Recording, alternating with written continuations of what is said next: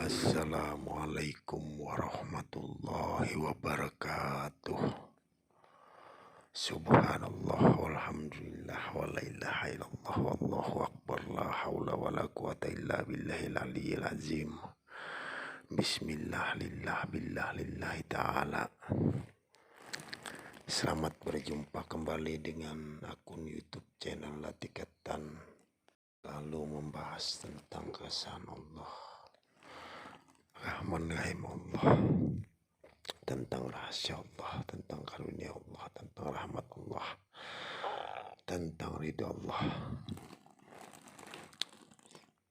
Sebelum kita masuk ke topik pembicaraan mengenai 6 bisikan di dalam diri, jangan lupa bantu subscribe, nyalakan tombol lonceng notifikasinya, dan share ke teman-teman Anda agar bermanfaat bagi kita semua.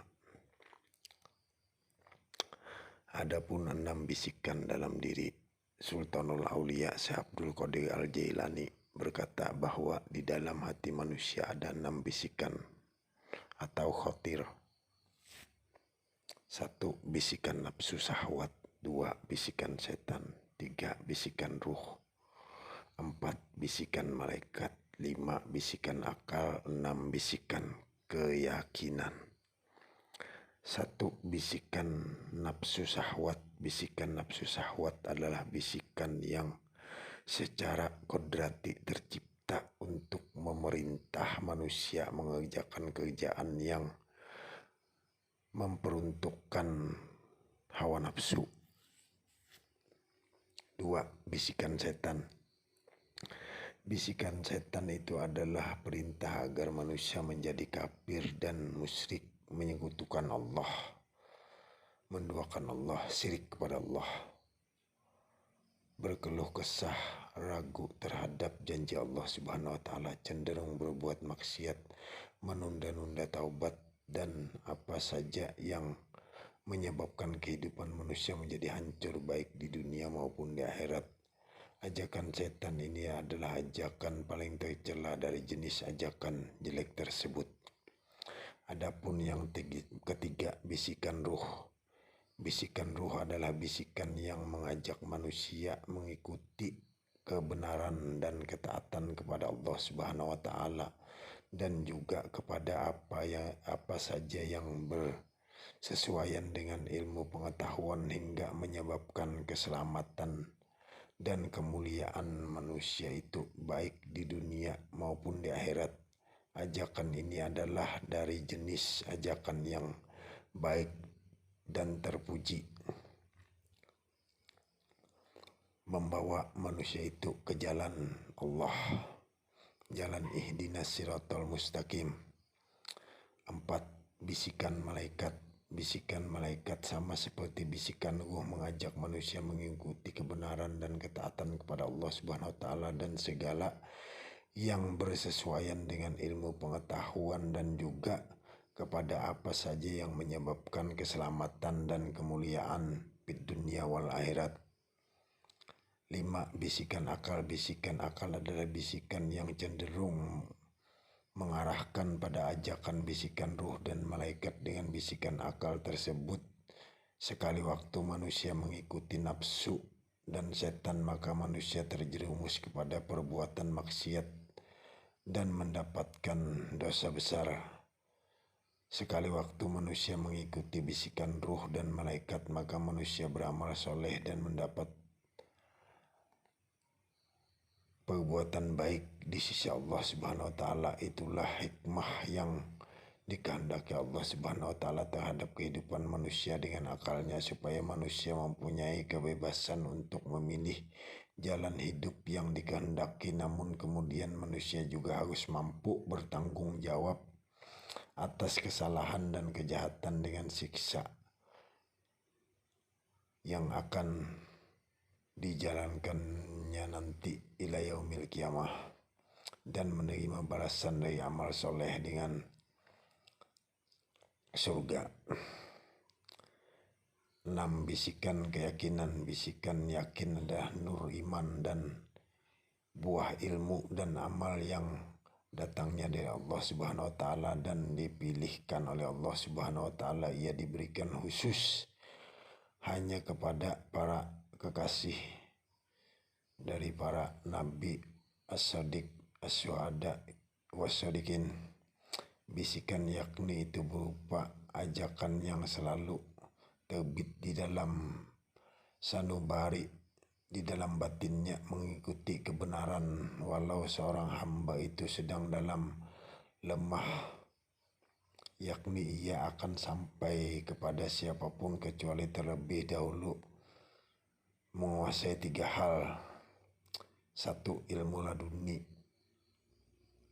2. Ahbarul guyub, kabar dari yang gaib.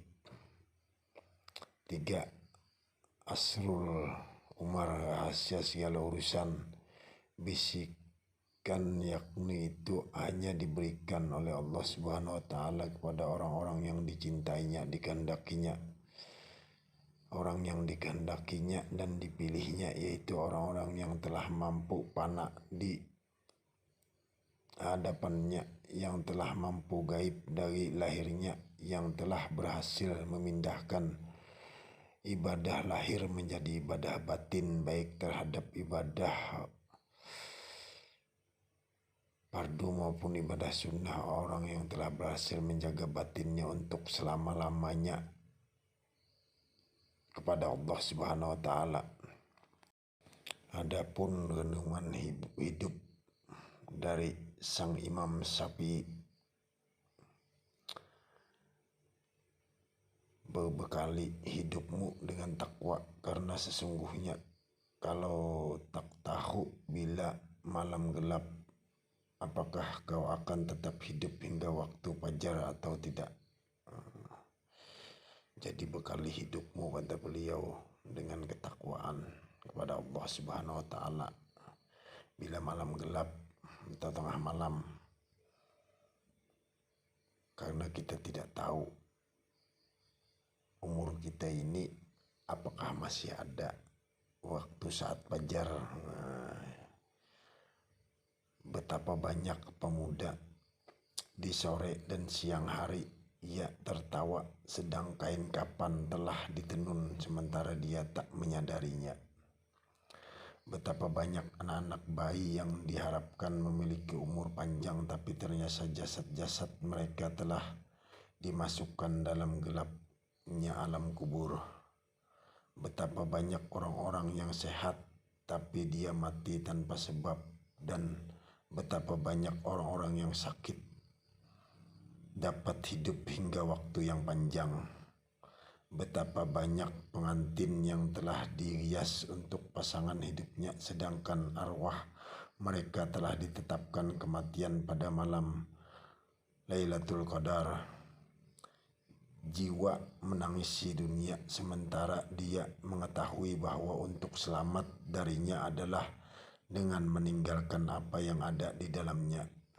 Dari saya salah hilap, mohon maaf apabila ada salah-salah kata, salah dalam ucapan, salah dalam saya menyampaikan, atau menurut Anda keliru, atau ada perbedaan pendapat. Saya mohon maaf, minta halal, minta ridho di dunia wal akhirat. Di sini kita tidak untuk berbantah-bantahan, tidak untuk bersalah-salahan, melainkan di sini kita hanya untuk saling mengasihi, menyayangi satu dengan yang lainnya.